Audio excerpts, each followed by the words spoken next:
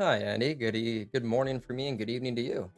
It is. It is. It is very much after work on a Friday, which I'm very glad about. And like we said before, it's kind of a nice little end to the day for me. But yeah, appreciate this is early morning for you. So good morning to you. And yeah, it's definitely late afternoon, early evening for me.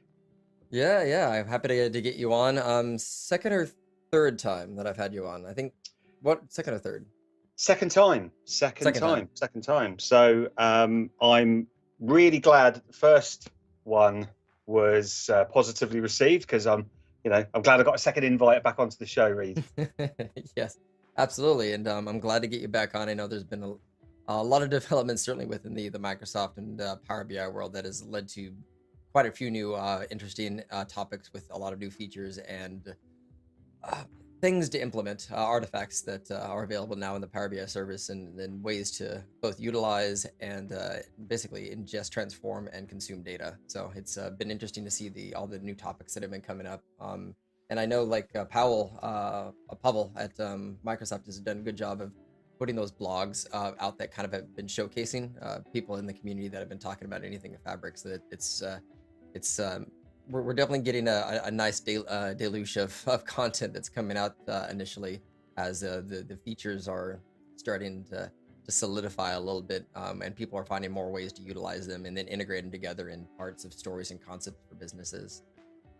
It is. And I mean, actually, you raised quite a good point because I think the last time we spoke was April, Yes.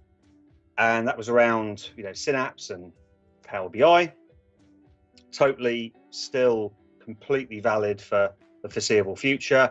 Then, of Hmm. course, May, we saw the public announcement and the public preview of Fabric, which did really kind of explode out there because all of a sudden, as you said, all of these different workloads, all these different personas now available in a familiar Power BI service. Exactly. And a lot of things for people to work through in terms of understanding, well, how to enable Fabric. Ultimately, what is Fabric? How does it change, or does it change Power BI? What workloads does Fabric include? There's been so much stuff, and as you said, we've had Pavel Potasinski at Microsoft, who, to be quite honest with you, has done, in my view, an amazing job. I mean, I don't think he sleeps. He might sleep like an hour a night, Him but and Marco are the two that I don't think ever sleep. right.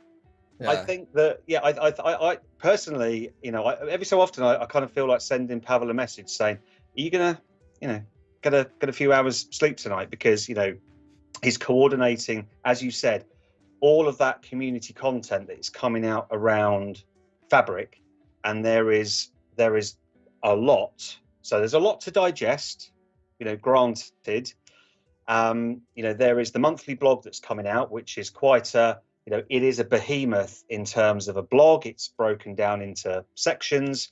So if you're That I think that the last one, I do remember reading from a few people on the Slack channel. It's just like, could this blog maybe be like sub-blogged? Like it was a very long, like, it was cool, but that was, I actually took me about a week to read it because it was one of those, like, I know once I start, I can't skim it, but I don't have enough time in between all my other meetings just to quickly go through this. It's like it was a small book of features, really important ones. But yeah, you're right. Like right now, we're getting a floodgate of new releases because so many changes are happening as they're iterating through the preview right now.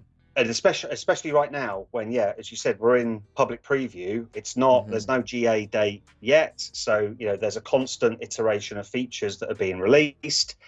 I mean, yeah, I mean, I've made my sort of feelings known in terms of the overall blog. I kind of think, and this is just my opinion, right? I kind of think it's better to break the blogs down into individual personas, but I do also understand that Fabric is the all-in-one. It is the umbrella. It's the inclusive, data platform. So why?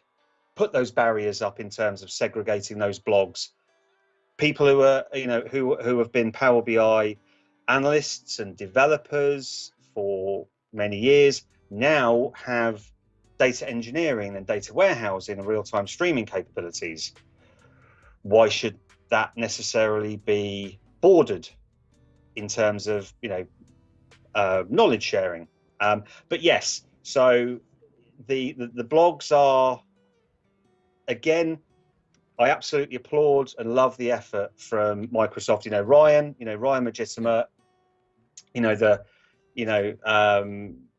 who curated and did the videos for Synapse Analytics, has now got an unbelievable job in terms of kind of coordinating everything that's going on across Power BI, across data warehousing, data engineering, real-time machine learning as well. We haven't even added those workloads in there. So it's been an incredibly busy, what is it, May, June, July, it's really only just over 3 months.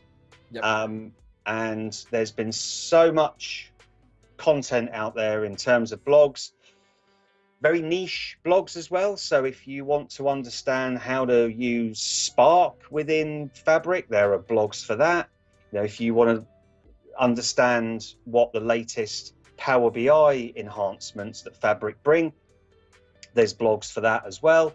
And yeah, so for anyone who, I think Pavel posts them on LinkedIn, but also, yeah, it'll also be on the Fabric overall blog. Link to drop in. Yeah, but if you're working through the Microsoft Learn content, if you're working through the official documentation, which honestly, I fully endorse everybody to just go to the Microsoft official documentation, learn.microsoft.com, go to Fabric.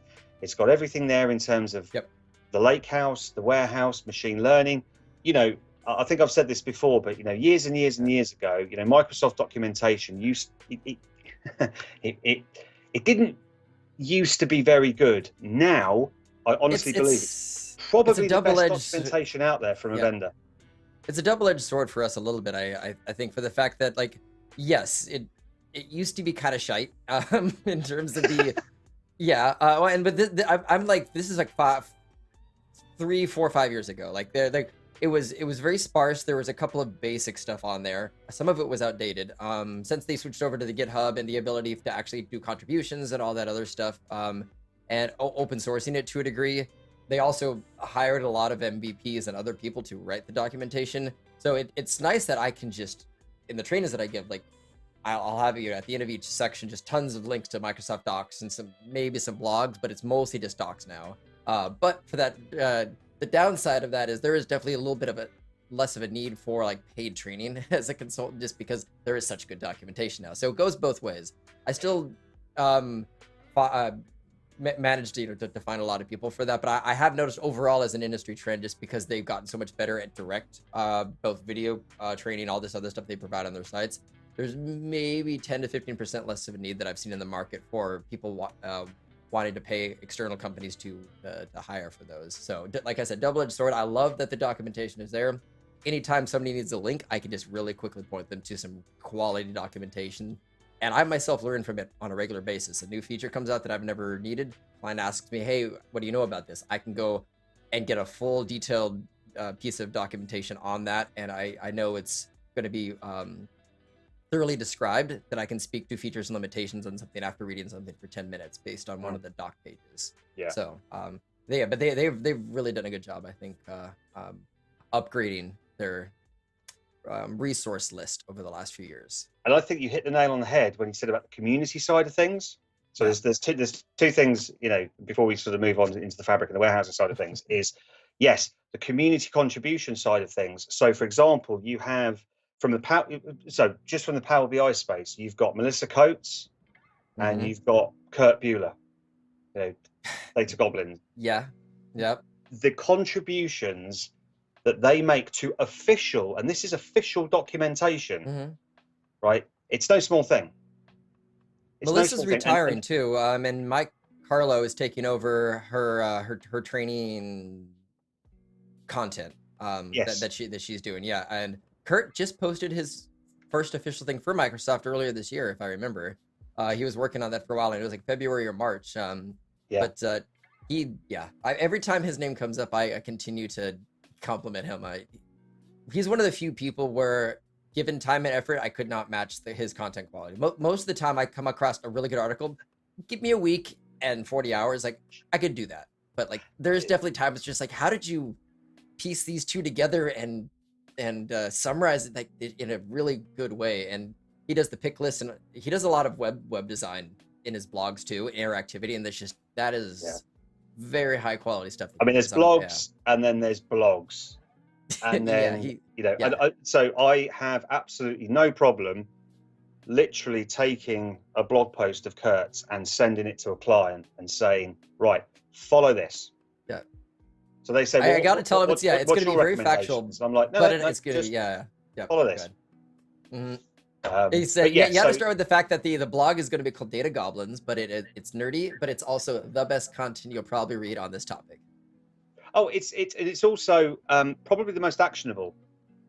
You can he has actual checklists for stuff. You can take, and so obviously this is being very selfish, but I and I know Kurt's just had a little baby, and congratulations to that. But from a selfish perspective, I kind of hope that Kurt is also working on some Fabric stuff, because that translation from all of that technical stuff into what you should do in your business is absolutely fantastic. So yeah, anyone who hasn't yet read the official documentation or read Melissa Coates Coates data strategies blogs, they're amazing. Drop in Data Goblins in there, and you mentioned Fabric. Let's use that to transition into the idea of warehousing in Fabric. Before Fabric came out, warehousing really was limited to, and I'm saying warehousing very loosely. We had data flows, we had data marts, which was baby's first database that you can kind of put into Power BI, but there are a lot of limitations on that. But we've just jumped forward in a massive grow up story in terms of what literal warehouses that can now be created directly in Fabric. So I'm really curious to see where that will take us today, and kind of what you'll be showing us. But there's a lot more artifacts or objects of data storage that can be built directly into a Fabric workspace now. So it's exciting to see these new changes. It is, and like you said, we've gone from one state within Power BI where, data marts have probably, I think they've probably been in public preview for what, 18 months? It was like early 2022 that they came out publicly, right? I think. Yeah, I honestly, I never built one. I liked the idea of it, but it didn't have enough features and enterprise grade stuff to be used. I think one of the biggest ones for me was you couldn't do read write to it with SQL Server or like any kind of store procedures or other stuff like that. For people who wanted a true database, it was a read only database light SQL thing. But now with our actual SQL, with the data warehouses that can be built in Fabric, I mean, it's essentially it's a SQL database that's designed and engineered just from the UI built into Fabric. You set up the parameters and it does everything else for you and pulls in via Spark jobs or data flows Gen 2 and just dumps everything into one lake for you. And that, so there's a kind of and this is, it almost kind of ties in with what Synapse was doing a few years ago. So when Synapse was announced, so we're talking probably about 4 years ago now, Synapse was the service that was going to become the umbrella for a lot of data analytics services. But at that stage, Synapse was still very much platform as a service. You were still required to create your warehouse service, your dedicated SQL pool, which in and of itself is, in my opinion, is still quite a specialized, large-scale data warehousing application. I mean, its legacy goes back to Azure SQL Data Warehouse, to Parallel Data Warehouse. from a product that Microsoft purchased, but it was still on you. It was still on the customer to create their warehouse, to configure the compute, and then to start, creating their objects, loading data, so on and so forth. So Synapse then brought in Data Factory. It brought in the ability to create Power BI reports. And the thing is, I never really saw anyone using Synapse Studio, which I still love, to incorporate Power BI functionality. Because, to me, it was, yes, you could create a data set within Synapse Studio, but all it was really doing was just downloading a connection file that you opened in Power BI Desktop. So you could just open Power BI Desktop and just connect to your Synapse resources. Yes, you could build reports within Synapse Studio, but then you kind of got this weird middle ground of data engineers are the ones that are opening Synapse Studio, not data analysts. Data analysts are using desktop, they're using the service. So then you would have to give permissions for the analysts to access Synapse Studio for them to build Power BI reports that they could do anyway. But Synapse, as it is that platform as a service. You've got ultimate configuration, so if platform as a service is the functionality that you require for a project, Synapse is there. I still love and I still advocate services like serverless SQL pools over data lakes. But of course, now we come to Fabric and the whole warehousing and Lakehouse side of things. You've touched on things like Spark, you've touched on, loading things into Lakehouses. And what Microsoft have done is Microsoft have addressed one of the issues that Synapse had in terms of SQL. So one of the biggest complaints of Synapse was that there are two SQL services to choose from: dedicated SQL pools and serverless SQL pools. So which do you use? What scenarios do you use each of those services for? So then, people would have to understand and learn about each of those services, the idiosyncrasies of those services as well. We cut to Fabric, we've got one SQL service. So one SQL engine that backends both the Lakehouse experience and also the warehouse experience. So if you're learning about SQL on the Lakehouse side of things, on the SQL endpoint, it's not too far of a jump then to go through all of the warehousing side, because it's the same engine. It's doing the same thing. It's right, it can write to the same storage format. So it becomes a path of least resistance, really, because then people can they can see the SQL service and they can kind of understand how each, the Lakehouse and the warehouse work. But with that single engine, we do have a couple of different ways in which we can use that service. So yes, we've got warehouses. We've also got lakehouses, right? So the differences between those two services in terms of a lakehouse and in terms of a warehouse is you can build a complete end-to-end solution using the Lakehouse service.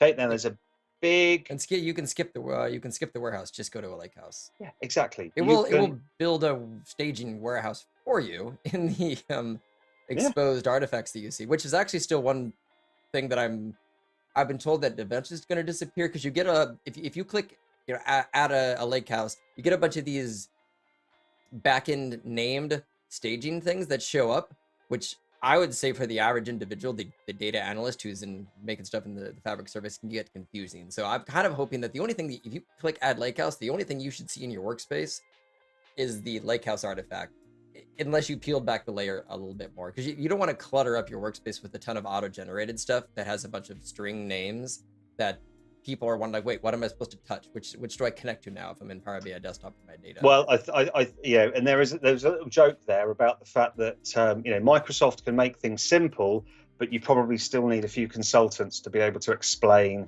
exactly how all of these things work. But no, so I do agree. So when you create a Lakehouse, you get two other artifacts created. You get a SQL endpoint artifact created, which enables you to write SQL against your Lakehouse. So it's a little bit like serverless SQL pools.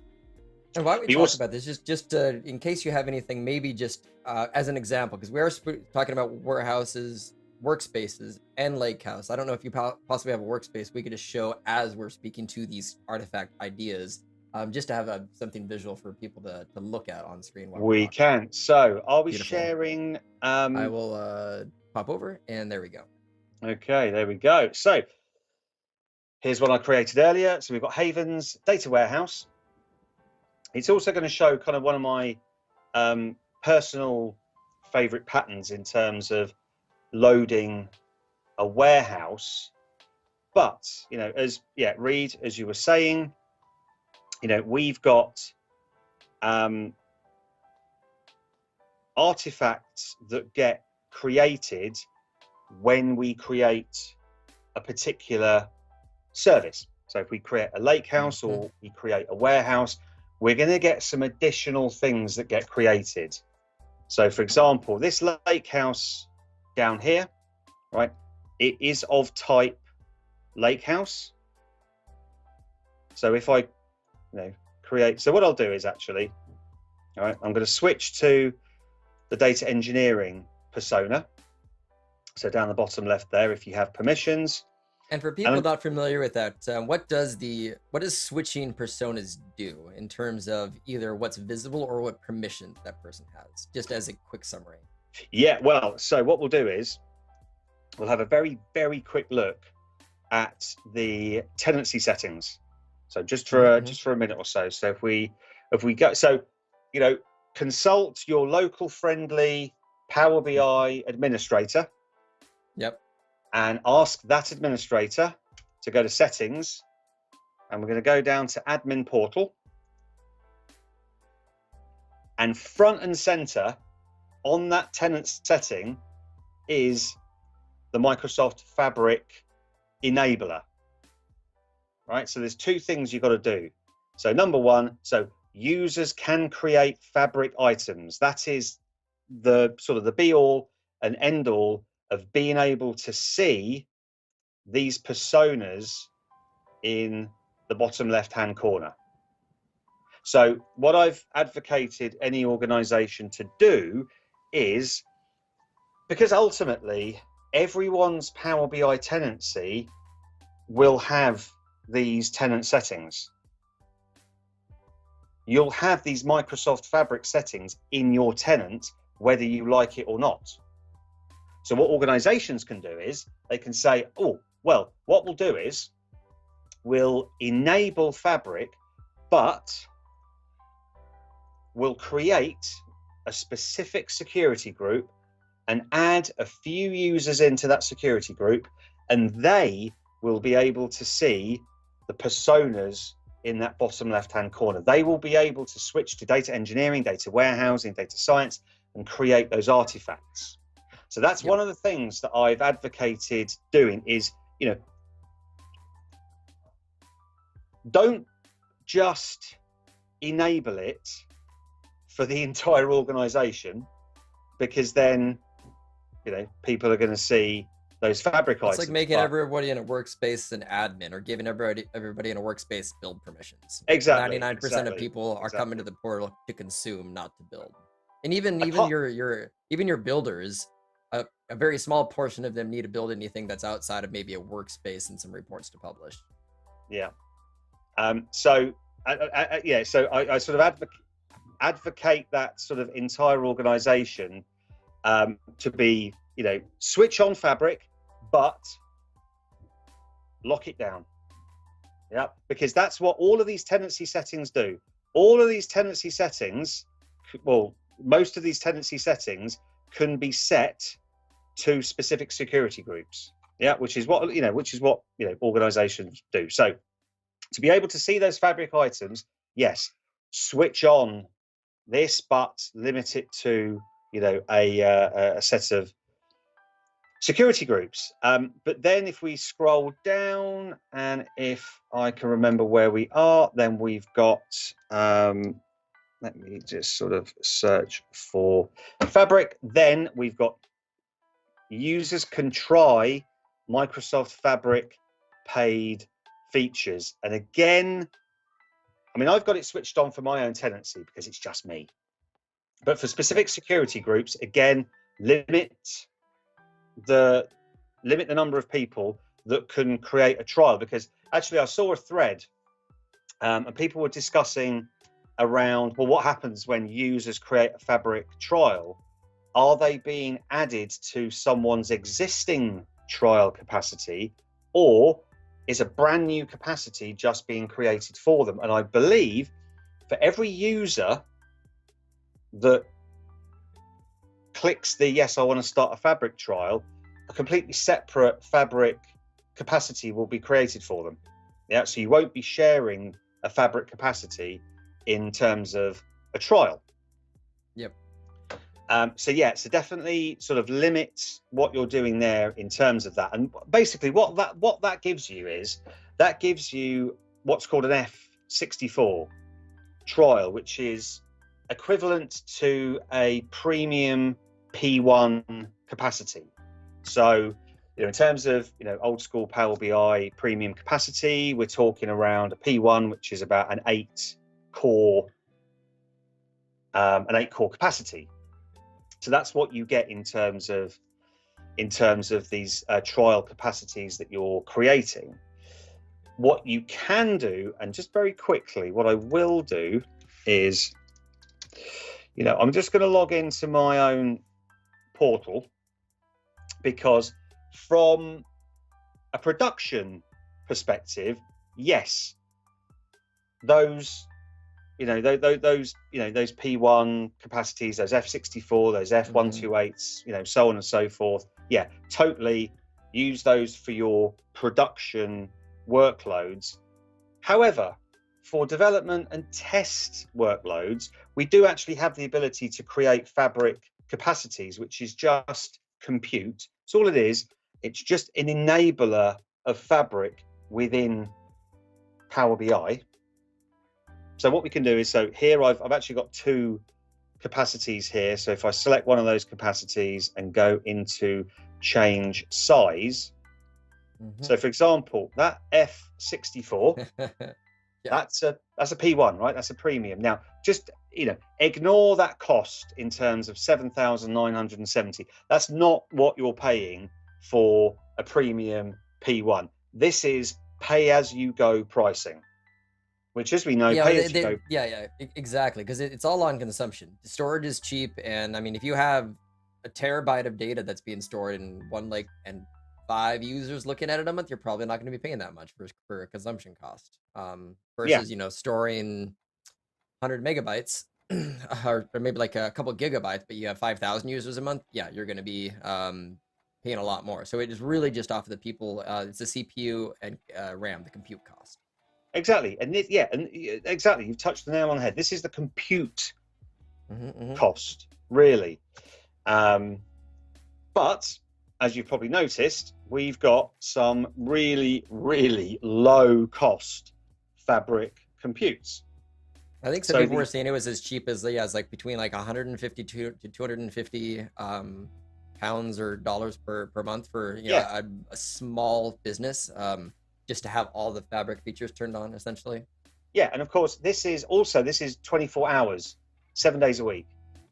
Yeah, because what we can do is resume. So I can pause and resume that capacity. So I don't even have to have that capacity running 24/7. From a development perspective, I could have it running 8 hours a day. So that's a third, even less. It's probably 25% of that overall cost. There has been some discussions, online around the viability of using these lower priced capacities in a production scenario, I'm of the opinion that if you're using Fabric to its fullest, which is lake housing and warehousing, you're probably at a sufficient size that purchasing the premium capacity, you know, the F64, and running with that as your production workload probably makes sense. Now, having said that, I'm certainly no gatekeeper if people Hmm. want to explore using F2, you know, F4, F8, F16 in terms of productionized workloads. However, people just have to understand that at those lower F SKUs, it's kind of best endeavors in terms of the Fabric compute. It will do its best to get those workloads completed. And to be quite honest with you, I've worked with, you know, millions and billions of rows at those lower end F SKUs, and it just kind of works.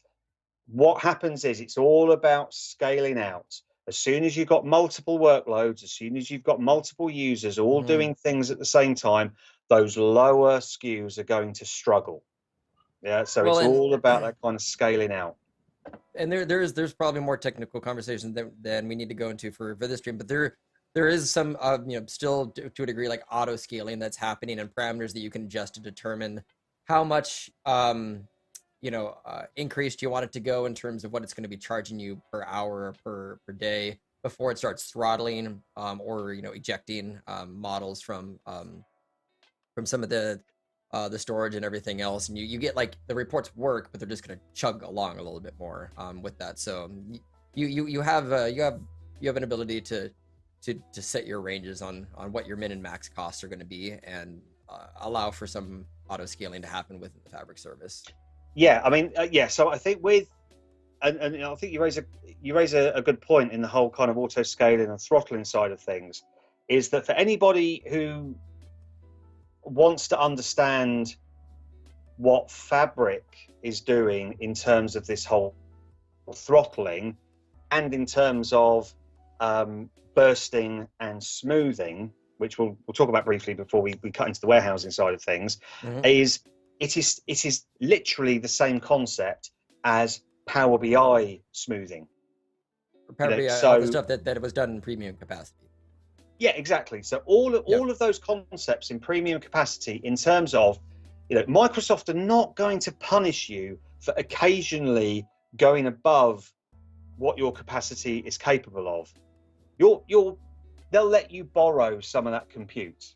Yeah, so that's bursting. So I always explain bursting as a technical process where a workload, something is happening on your capacity where all of a sudden you just need that little bit more juice. And Microsoft are not going to say, no, sorry, you've got 8 core, we're not good, no, not going to do it. You can't do anything more than that. They'll let you burst a little bit and complete those workloads.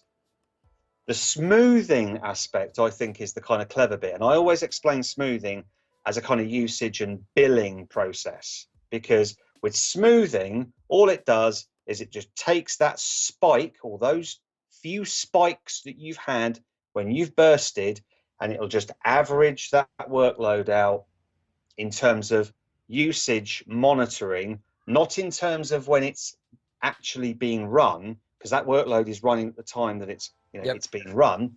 It'll just smooth it out. And in fact, if you install that Fabric capacity metrics app, that smoothing is already applied to those graphs. So if you're looking at that graph and you're seeing all of your workloads under that 100% line, great. Yeah, so you're not gonna get throttled because you are adhering to Microsoft's, you know, kind of fair usage policies in terms of it. So yes, anyone who kind of wants to understand that whole throttling and bursting smoothing, just, you know, Google Power BI smoothing. You'll get to their official documentation. It's the same. It's the same thing that's being done in Fabric. Well, and I'm horrible actually at marketing myself. So last thing, and then I would love to talk about these concepts of like data set, lakehouse, warehouse, data marts. There's a lot of terms, but to all that descriptions that you're mentioning about actually some of the configurations in terms of capacity limits and all that, Steve Campbell and I are hosting a 2-day workshop that's basically enterprise grade features, both from the modeling and the service perspective, that's coming up actually next Tuesday. So I'll drop a link in there as just a slight plug. But he has some great content that actually goes into that. Some beautiful slides with animations that shows kind of what happens when a data set gets ejected if you've hit your more than like 50% capacity limit and a few other stuff. But Yeah. I'm a very visual learner, and it's nice to kind of see some visual guides of what it like looks like when you have those little spikes and everything, and some of the other considerations around that. So Yeah. anyone's yeah, go ahead. Yeah. I mean, I think if you're going to learn anything about Power BI or Fabric, then I mean, Steve Campbell is just like, you know, number one.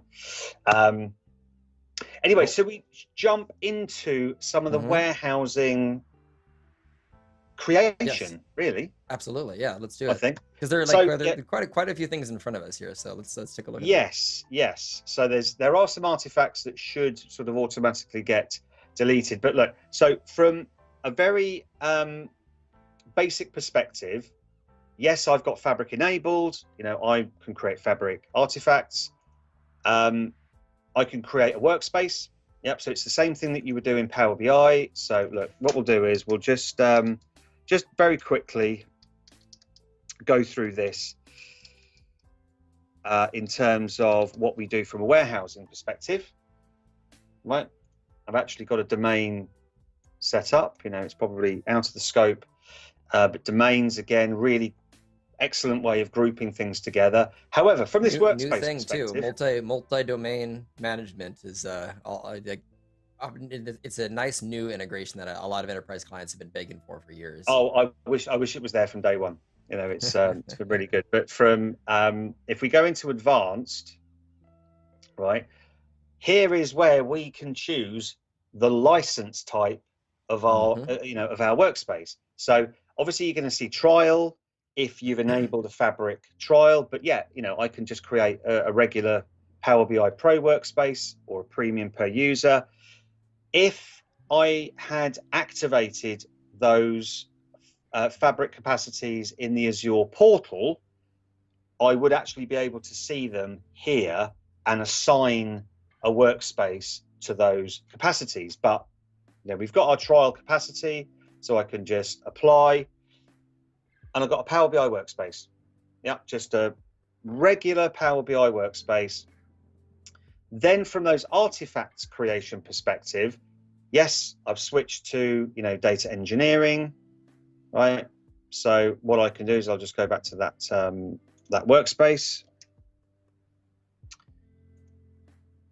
and if I create a Lakehouse, so we've got a Lakehouse. So what I'll do is I'll just say, you know, Lakehouse 1, and as you said, we get this Lakehouse artifact, but we also get these other artifacts as well, because ultimately what Microsoft is saying is, hey, yes, you've created a Lakehouse, but these are the other things that you can do with that Lakehouse.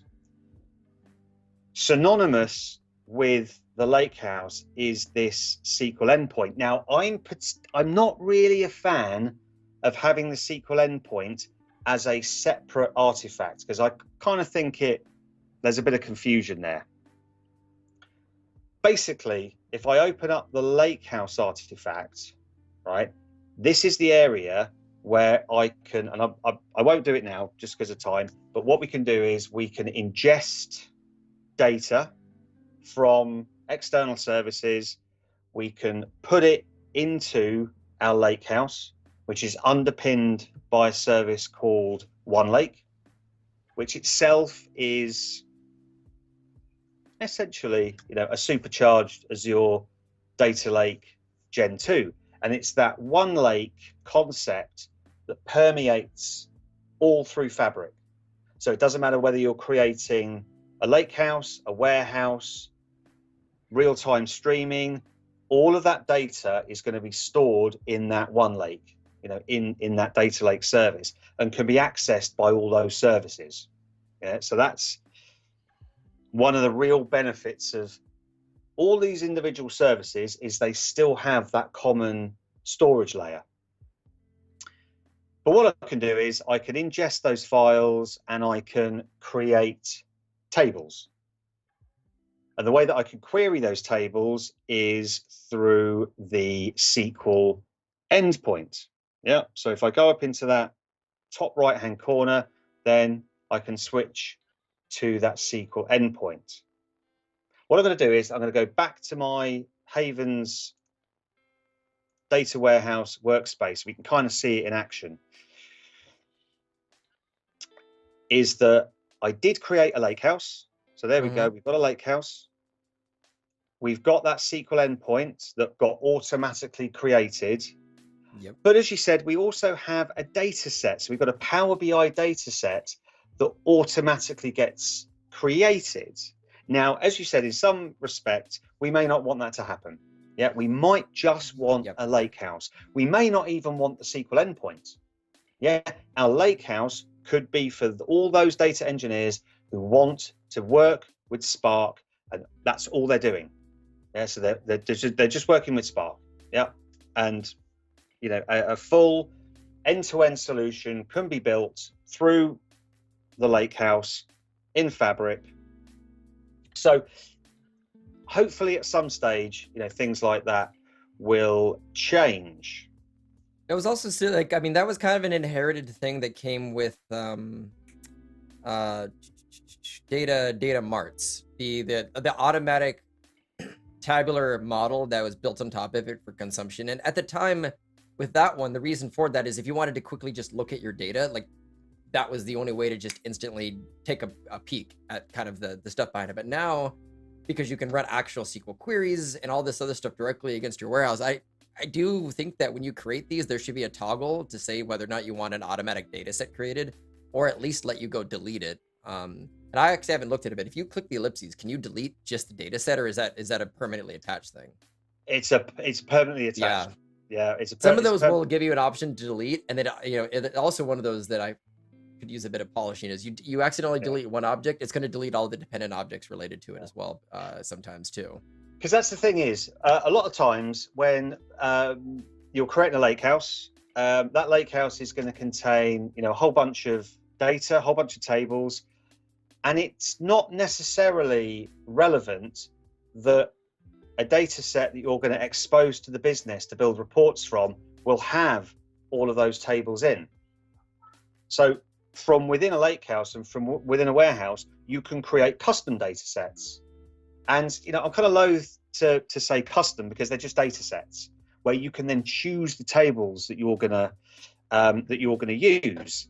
But yes, so at the moment, you know, we've got this, you know, data set default that gets created. But what I want to do is I actually want to start from another workspace. So I'm just going to bring up a workspace that I created, and this is a workspace that I've used over, you know, several months. And if I scroll down, so what I'll do is let's filter that. And there's those ugly like concatenated string ones that get built in. That like those are the things that I think are scary a little bit to people. Like, wait, what is this Stairhouse 606.289 something? Yes, yeah. So I think that there should be a toggle to like maybe show all somewhere on the page where you could actually see everything if you're like an advanced developer. But I think those should be like hidden by default. Yeah, you know. So these data flow staging, they actually should be removed automatically after a data flow has run. Yeah. So it's something at the moment, and this might have changed. I mean, this is a workspace that was created, you know, a good few weeks ago. That may have changed, but yeah. So if you create a data flow Gen 2 in a workspace, you'll get, and you run it, you'll get these staging artifacts that are created. They're not automatically deleted afterwards. So yeah, they definitely should be hidden. Yep. Anyway, so I have a Lakehouse that I've already created, right? So I'm just going to open this Lakehouse. I'm not going to dwell too much on the Lakehouse side of things. However, I've loaded a bunch of data. Yeah, just from either a CSV that I've uploaded. So for example, if we go down to this files section here, so I go down to reference, right? So I've uploaded a standard CSV file, right? So I've gone, you know, upload file. I've browsed my own computer and uploaded a file that I then used as a dimension. I've then loaded to tables, right? And I've created a brand new table. So I can create that. So, you know, B2, right? And what it's going to do is it will actually create, and I'll just do that now. It will create an object in the tables section of my Lakehouse. And that will be queryable by the SQL by the SQL endpoint. So I've done it with a whole bunch of data where I've loaded in data into my Lakehouse. That Lakehouse can sit there and actually, so that I'll just refresh that. So there we go. There's my, you know, dim dates v2. The little triangle denotes that it's backed by Delta, backed by the Delta Lake, which is, you know, the default and recommended format in terms of Lakehouses storage and also warehouse storage as well. If I switch to the SQL endpoint, I get a familiar interface in which I can write SQL queries against that table that I created. So let's just scroll down a little bit. Let me just expand that. So yeah, you go, dim dates v2. That was the table that I created. And this is the contents of a CSV file that I've uploaded into Fabric and then created a table. So that table is now queryable using SQL. Yeah. So if I click a new SQL query, right, I can say, right, select all from, you know, dim dates B2 and run that. Now, after a few seconds, you know, we'll get some results back. But the thing to remember is that with a Lakehouse, yes, we get the ability to run SQL. That's awesome. That's really great. That's basically, it's like serverless SQL pools in Synapse, where you're creating views, you're creating external tables, and you're running select statements over data that's stored in a data lake. This is pretty much what that is. However, you can't modify any data using SQL. Yeah, so the Lakehouse, it's really all about Spark. It's really all about sort of non-SQL based data manipulation. So the SQL side of things in a Lakehouse is, you know, it is just an interface in you being able to write SQL against that data that's stored in the Lakehouse in a table format. It's not for you to start writing data modification statements in SQL because they don't work. Yeah, you can't update, you can't delete, you can't insert. So you're doing all of your insertions, updates, deletions, using those data engineering processes, using notebooks, pipelines, etc. So SQL, it's just for selecting. If we jump to that workspace that I created for this session, which is, you know, Haven's data warehouse. So I'm going to click into there, and yes, unfortunately, we do get these, you know, these extra artifacts that get created because, yeah, I created a data flow in terms of, you know, showing one of the ways in which you can load a warehouse from a Lakehouse, which we'll go through. So I created a warehouse, right? So new, well, actually, what I'm going to do is I'm going to switch to the, so here's one of the most important things in Fabric is that when you click that new button in the top left, the artifacts that you can create are entirely dictated by the persona that you've selected in that bottom left-hand corner. Now, there is some crossover, right? So for example, in Power BI, I can create a report, a data set, a data flow, Gen 1, data mart, etc. If I switch to the data warehouse persona and I click new, I get a whole different set of artifacts that I can create. But look, I can still create a report. Yeah, so I'm not, I can still, use the data warehouse persona and create a report based on a data set. But here, yes, in a data warehouse persona, I can create a lakehouse and I can create a warehouse. So to create a warehouse, pretty simple. I'm just going to give that, I'm not going to do it now. I've already done it. So I'm going to give that warehouse a name, right? And what will happen is I will get those, I will get those two artifacts. So scroll down. I'm going to get a warehouse of, well, I've called the warehouse, but I'm going to get a warehouse, but I'm also going to get a default Power BI data set connected to that warehouse, which we'll open, we will have a look at, but we'll also look at the custom side of things.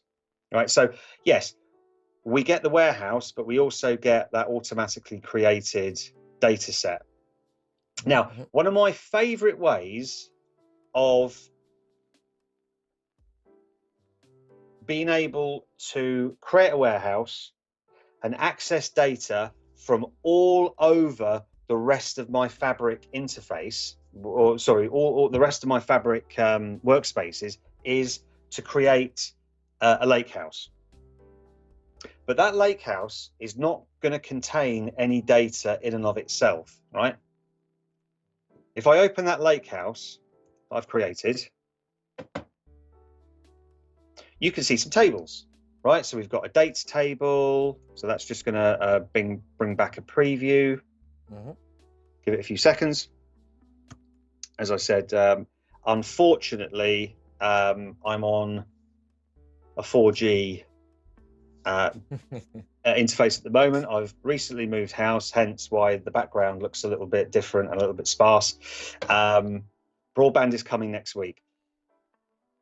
So I've got a lakehouse with some data in, but that data isn't actually stored in this lakehouse. One of the most awesome features within Fabric is the concept of shortcuts.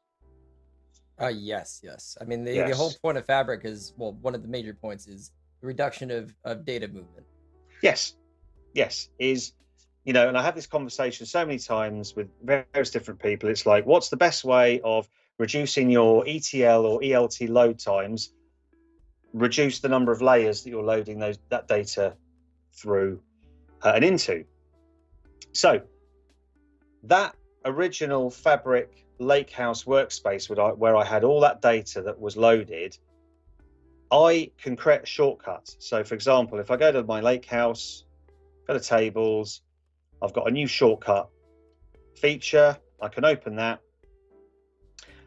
At the moment, I've got shortcuts to 3 artifacts. I can shortcut to another object in OneLake in Microsoft, or if I've got data, and this is absolutely brilliant for migration purposes, right, and testing Fabric against your existing data lake that you've configured. So let's say you're using Synapse, let's say you're already using Delta, and you've got a Lakehouse project. You can connect and shortcut to those tables, those Delta tables that you've created using Fabric shortcuts, which is great. So you can kind of test, with your existing data, in situ, and Amazon S3. So you can connect to Amazon S3. Of course, the caveat is, be careful of those egress and transaction charges as well. So that's the thing. But from a Microsoft OneLake perspective, right? So this is exactly like that dataset hub page in Power BI. These are all the objects that I've got access to. So that Lakehouse is in a completely different workspace. It's got, let's say it's my kind of central repository for all the data that's kind of being loaded. It may be engineered by a completely separate team. They're responsible for getting all the data from all the systems and putting it in this particular location. I can go to that Lakehouse and I can choose from the tables that have already been populated. It's not going to copy any data into this Lakehouse. It's just going to reference that location so I can query it.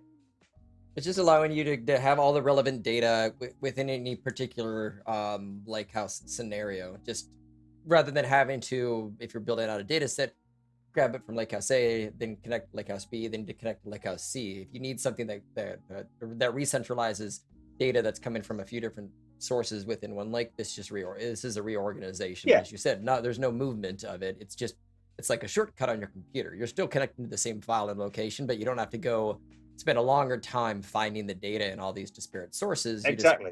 You're reorganizing it.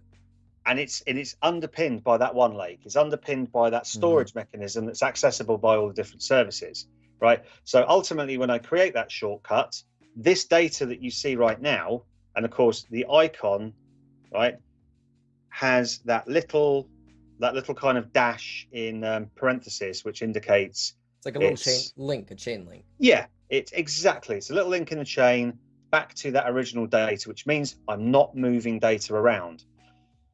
Then what I can do, so I'm sort of bringing all my data from the Lakehouse, shortcutting that in. I'll go back to my warehouse. As we have this up, just as a shortcut consideration, Vanessa had a good question. So, like, with shortcuts, as awesome as they are, she does question the potential egress cost in the cloud platform. I think the cost should be identical whether or not you connected to it directly from wherever it is being shortcutted from versus using the shortcut, similar to like opening a file on your computer, I think. Well, no, I mean, yeah. So Vanessa, it's it's a really good question, and this goes back to the capacities. So when you create a Fabric capacity, that capacity will get associated to a certain region. It'll get associated to a certain data center.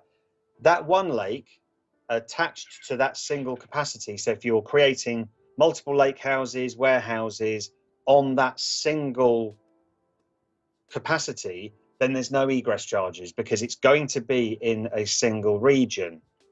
However, if you create Fabric, let's say an organization has multiple Fabric capacities, either the premium capacities that are pre-purchased or using those Fabric capacities that you can create in the Azure portal, you can assign those to different regions.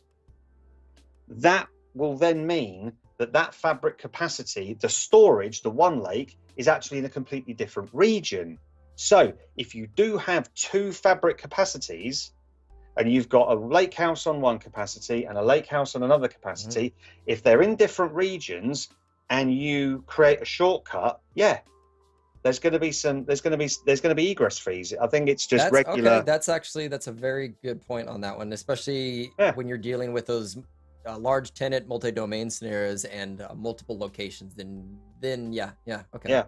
Customers that say, well, a particular piece of work, the data has to be in a particular location, has to be in a particular region. The only way you're going to be able to do that is create another Fabric capacity, which is in a different region, and then all your data will reside on that. But yes, great point, because it's the dreaded egress fees, in terms of what's happening. If you're doing everything through the service, if you're doing everything through that single capacity, then it's all in the same region and you're not going to have any egress fees in the service as you're moving data around.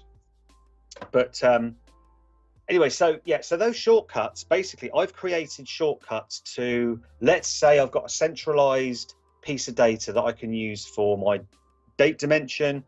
I've got a centralized piece of data for my products, and then the data engineering team has brought in some specific data in terms of web telemetry. Now, this is kind of my own personal data set that I use. It's essentially some synthetic web telemetry data that synthesizes a user browsing a website.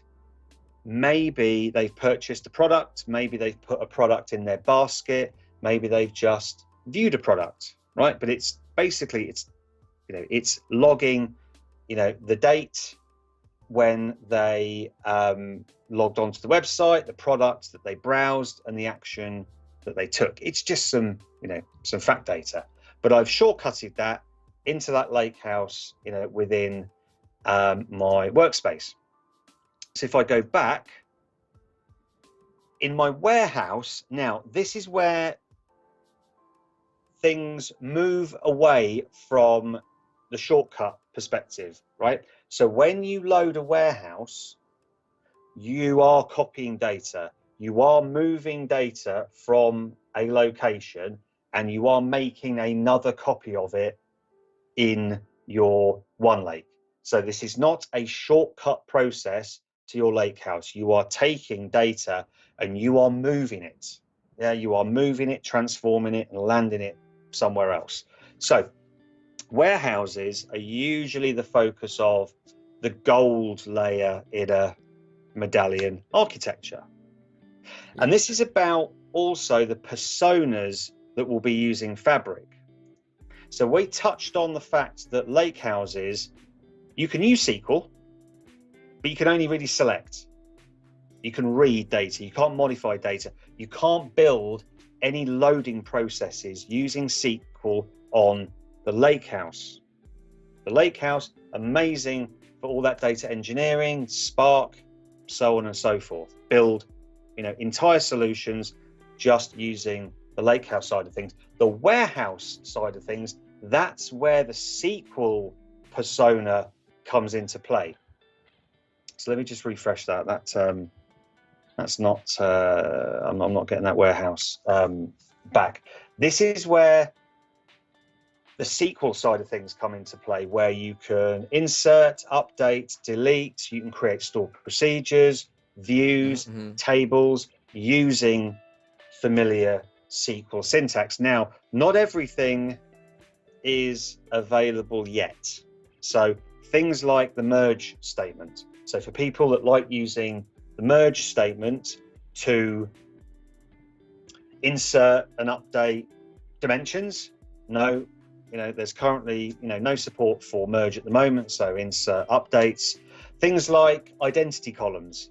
So automatic sequences, not available yet. You can work around it and use things like, row number, but this is still public preview, right? There's still lots of this stuff to come in terms of warehousing.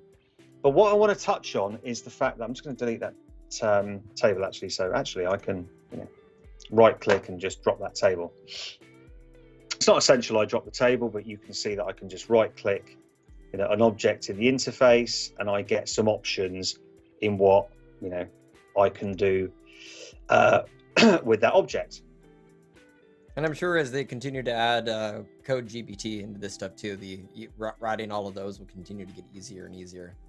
Well, this is the thing. And, also, for people that have frameworks built in SQL to automatically create dimensions and table, dimensions and facts, I'm sure that it's not too much of a jump to be able to get your SQL-based automation frameworks working within Fabric. You're just going to have to go to the Fabric data warehousing documentation and have a look at what they call the T-SQL surface area. So these are the things that are not supported.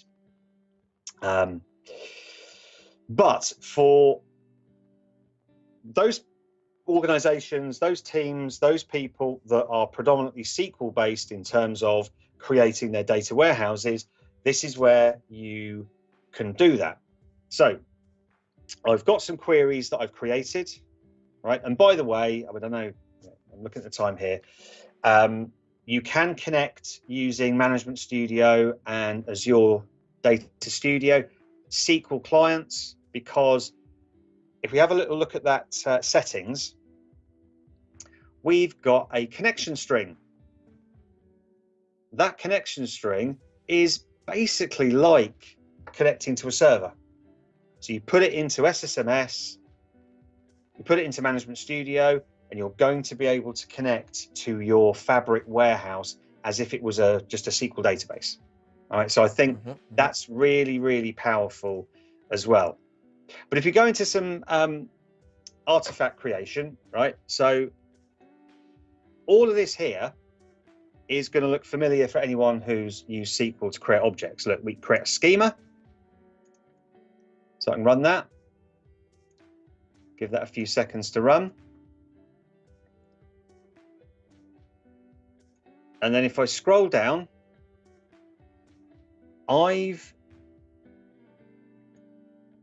got a statement that is going to create a table from a select statement, a CTAS, create table as select. That warehouse, sorry, that lakehouse that I created in the same workspace, I can actually select from it. So I'll just do that select and run that. So that's the lakehouse that I created with the shortcuts to that data that's stored in a completely different workspace. What I can do is I can reference that in a SQL statement, run that, and we've got that data.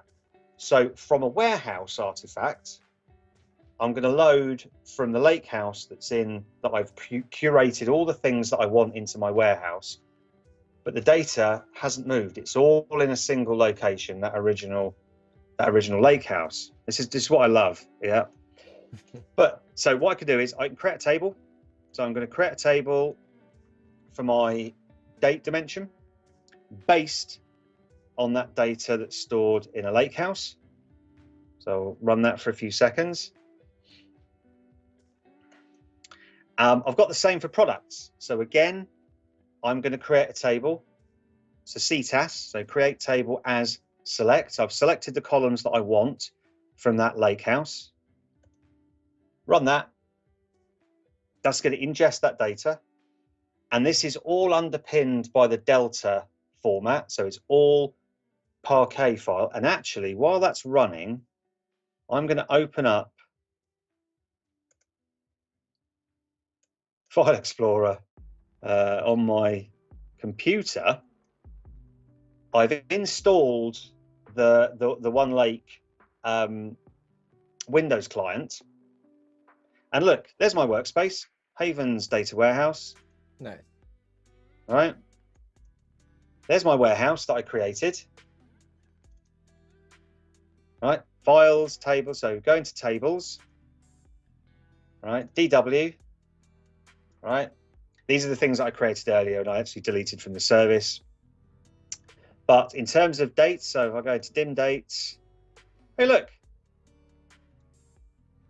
it's That's a lot. Okay, yeah. Dim date. Yeah. Yep. There we go. Sorry, view details. Anyone familiar with Delta Lake, instantly going to understand that. Oh, hang on a minute. That's a Delta log file with a JSON document in there that contains, all the information about that Delta table and the transactions that have occurred. If I open that folder, hey, look, I've got a Parquet file. Yeah, this is the thing that still blows my mind about working with lakehouses and warehouses and the SQL engine within Fabric, is that we're not dealing with MDF and LDF files and SQL Server and proprietary formats. We're now dealing with Parquet files. We're dealing with the Delta Lake under the hood. And that's why, Joe, the direct lake connection to these will be super fast versus direct query. Yes, and on that brilliant. You just reminded me. So the SQL, the Synapse Espresso channel on the Synapse Analytics YouTube channel. There's it's a 3 or 4 part series on the whole performance of the objects that are stored in one lake and things like Direct Lake, and some really, really geeky stuff in terms of how the compression encoding from Delta can just be shifted straight into the Vertipack engine without any, you know, uncompression and then recompression, all that kind of stuff. I mean, it's brilliant in terms of how they can get that Direct Lake performance. I fully recommend, you know, they're only 10 minutes long, so it's half an hour of your time to read, you know, to watch those 3 videos. Essential, honestly, essential. But we're creating, DIM products, so we've created that table. And the last thing, just to show that we can, look, I can create a table, another dimension table, and I can just do manual inserts. Now, the engine that Fabric SQL is based on Synapse serverless SQL pools. This whole sort of scale out engine, it's not really for transactional workloads. So this is not for singleton inserts and deletes and updates, right? This is for data warehousing. It's an analytics SQL engine.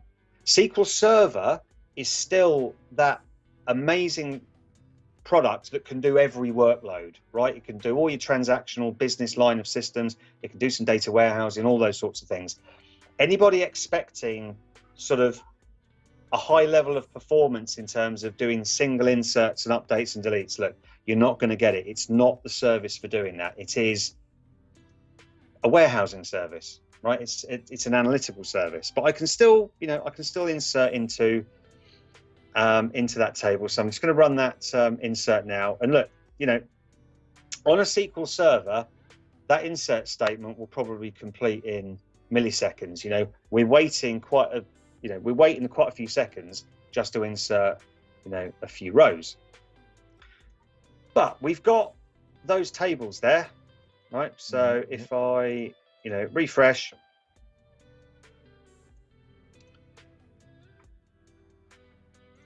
then look, we've got dates, we've got events, and we've got products. And then the last thing I'll do is I've got a script to create the facts. So I'm going to create a fact table. Yeah, look, you know, we're creating surrogate keys. We've got a column for a measure, and I've just added a text-based column as a degenerate dimension. So, you know, standard data warehousing workloads, Kimball methodology, bring it into Fabric warehousing. Perfect. And then, so run that create table statement, and then I'm going to load that fact table, join into dimensions to get my surrogate keys. Now, this is going to run for a couple of minutes. There's probably about 1.2 billion rows of data from that data lake that I'm bringing in. I'm, you know, formatting to, you know, create a date key. I've got to join to my dimension so that I can use my business key and get my surrogate key. So while that's running, just to go into and reiterate the fact that this is a SQL engine. And the thing is, though, when we talk about warehouses in Fabric and Lakehouse SQL endpoints, what we're not saying is databases. Ultimately, yeah, they're databases. So every time we create a warehouse, it's a database. But the terminology, it makes you think that you might not have access to all of the other things in SQL that you would normally have. Right now, you don't have access to everything, but you still have access to quite a lot of the metadata that's under the hood. So for example, if I look at DMVs, so we've got the familiar DM exec sessions view that we can query. So I can run that. Let me just bring that up. And that's going to give me all of the information that's going on my Fabric warehouse, specific to that warehouse as well. So it'll, yep, so there we go. So yeah, DMS, that, you know, data movement service, because I'm currently, you know, loading data. But, you know, for people, DBAs, data engineers, developers that want to see what's going on, you've got access to some of the DMVs available as there. So we've got, connections, we've got sessions, we've got requests. So, if I select from that and drag that up, take a few seconds to run, but we'll get all the information around the requests that are happening on that warehouse, right? So you've got access to DMVs to be able to see, what's going on. And of course, there's probably going to be some undocumented stuff as well. So it's so sometimes I just sit there with official documentation for SQL Server and Synapse and just go through all of the DMVs and see, oh, actually, can I get some information out of Fabric? Is this DMV supported? But let's go back to that fact. So I'm anticipating that's gonna finish again in another few seconds. There we go. Yep. So yeah, we've got 1.2 billion rows that have been loaded in. So again, look, create your store procedures, create your views, create your tables, create your functions in the way that you would like your data warehouse to be built. If you're generating it from metadata, fine. Obviously you've got to work within the constraints of what Fabric SQL supports in terms of functionality, but the documentation will tell you what is and isn't supported. But we've got our tables. Now, that whole concept of creating that data set is all based on that model, right? So here we go. Here's Power BI, right? Here's where, people are oh, there we go. There's our star schema.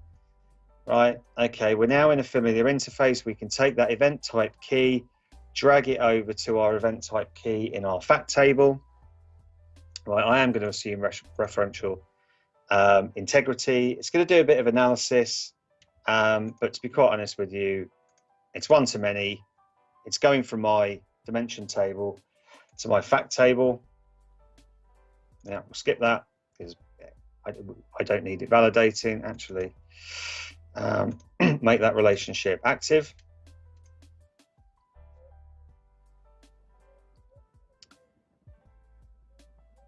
I think we can probably skip that.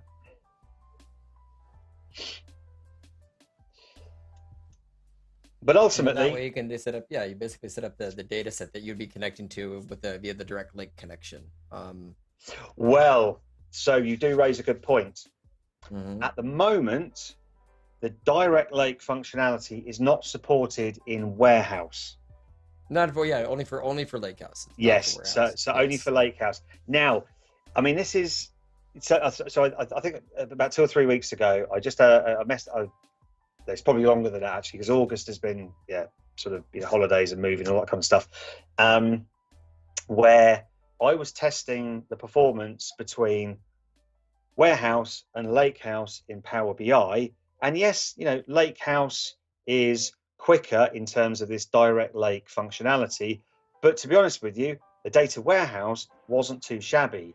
It was a second slower over, a couple of billion records. It wasn't anything that I was going to say, oh, this is terrible. But so the way to find out, if you click on a table and bring up those properties, anyone familiar with building, models in Power BI where they're setting tables to import or direct query will know that you can go into the advanced tab and you can see, what storage mode that table is in. So can either be imports where it's imported into, Power BI, Vertipack. Could be direct query where it's going to send the query down to the service, or dual. It's going to depend on you know, the table it's joining to, whether it's going to use its imported data or send it down. And you can maybe check me on this, but so in the one thing is like there's no specific button to do a direct lake connection in a Lakehouse in Power BI. If you're connected to any Lakehouse, it just gives you an option of a direct query live connection, which is just to the data set that's sitting on top of it, which is, to my understanding, that's your compressed connection that gives you near import performance, or you can use the actual SQL endpoint, which is the traditional direct query that it's translating from the Vertipack engine into SQL, and that's the slower connection. That's right, yeah, and it's you know, and it's all about, and again, you know, those Synapse Expresso videos are really good to kind of explain some of the concepts, because, you know, ultimately what Direct Lake is doing is it's still caching data in Vertipack, in the Power BI side of things. It's just able to do that really fast because the data is already compressed in Delta Lake, and it can just take that compressed data and it can just, and I think the correct terminology is just transcode into the Vertipack engine, but super quick. It doesn't have to, you know, uncompress and then decompress the data. So all of that that's why you need that is also why you need that generated data set that's built into it on top of it as well, because you're technically connecting to, like, when you create the Lakehouse, you get a data set with the same name. That's if you're getting Power BI Desktop, that's what you're connecting to, which is then accessing data from the Lakehouse. Yes. Yeah. So like that is why that extra artifact is created. That is the, you know, Vertipack model that you're connecting to and getting that like import, you know, near import performance. Yeah, but here's the thing, you know, I have been able to create a Power BI data set in Power BI Desktop, where I've connected to a Lakehouse, connected to some tables, uploaded that data set to the service, and I can see that that data set is working in Direct Lake mode. Mm-hmm. So yeah, so it's You'll see it in here if you go to Power. Yes, by the time you're in Power BI Desktop, because we've all been playing around with this, it will still call it is the direct query against analysis services datasets and Power BI datasets, whatever that really long name is. Oh, yes. Yeah, but like you're using the direct like connection, you just don't see that word anywhere in Power BI Desktop. Because you're connecting to the data set in the service, which is connecting to the Lakehouse, and in your portal that you're showing, you see it in here. It'll still be called a SQL Server Analysis Services Live Connection in Power BI Desktop, but it's leveraging this feature because of just. I think there's one of the ways to tell in which it's doing that is, you know, in Power BI Desktop you've got that performance analyzer where you can you basically, you know, enable the performance analyzer, and then when you refresh, it shows you the visuals and it shows you the DAX query that's being sent. Yes. So if it's in Direct Lake, you won't see, and I forget now, to be honest with you, you won't see a particular row like query, something like that. If it defaults to direct query, if it falls back to direct query, you'll get an additional row in the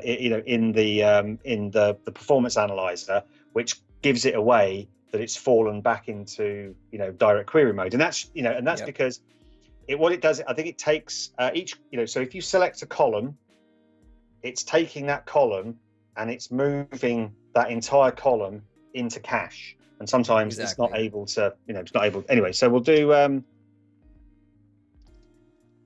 event count. But I think I will say, just for time check, we will need to wrap up in about 5 minutes, just to that's all right. So we're just gonna back to telemetry like that. So we'll just create that measure. So we've got that. So we've got properties and 1000 separator. Just select that. Let that finish.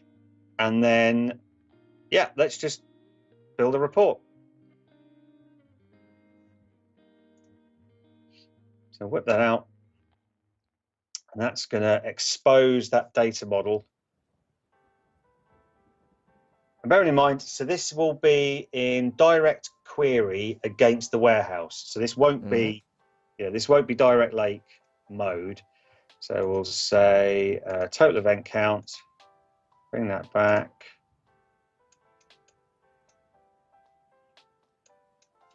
So we'll get that running in a few seconds.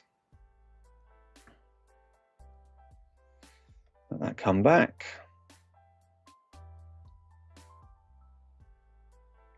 There we go. So I'll leave that up there.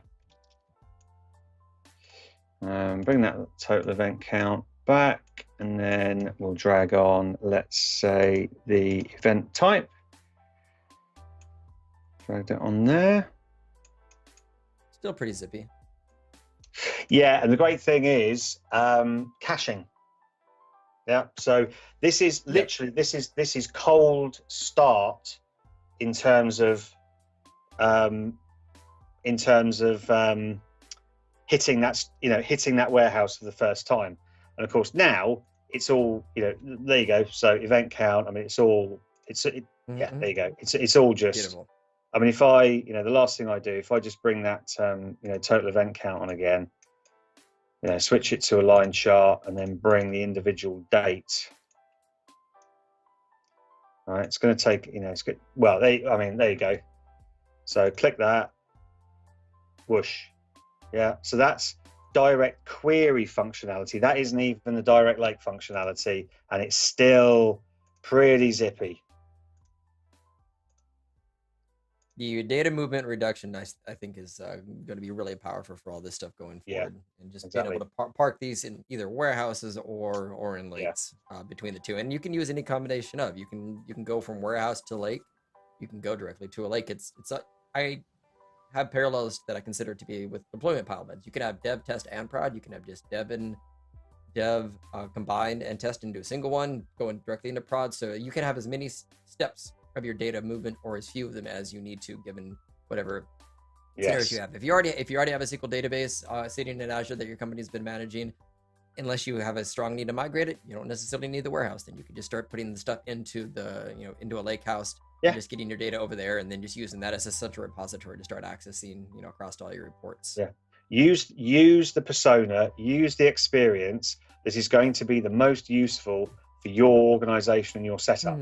Yeah, the warehouse might not be relevant at all, or it might be the only thing you use in terms of delivering data to your organization. Yeah, but I mean, I'm a huge fan of the warehousing side of things, because I'm more of a SQL-based person. I am a Spark-based, but I will always advocate the right persona for the right job. That's why Lakehouses, that full medallion architecture, bronze, silver, gold, totally done through Lakehouses. But SQL engineers, Fabric, it's there for you. It's there. It's there for you. Absolutely. No, this has been really great. I appreciate the deep dive, and I think a lot of the conversations around just some of the goals and evolution of what led us to this point as well. And I'm sure this has been very helpful for the people tuning in. So, Andy, I really appreciate you coming on and sharing some of this. I'm sure Pavel will hopefully put this on as one of those featured videos in the next little blog release of that. I'll make sure to submit that so we get this featured as well. But this has been good learning for me, and I appreciate your conversational presenting style. Thank you for inviting me back on, Reed. Always a pleasure. Yeah, honestly, always a pleasure. Beautiful. Well, with that, hopefully this puts a nice bow on your week, and gives you a chance to now go kick back, hopefully crack a beer or something, and enjoy the weekend. Thank you very much. Enjoy the rest of your working day, and thanks to everyone for watching. Absolutely. Yeah. See everyone next week.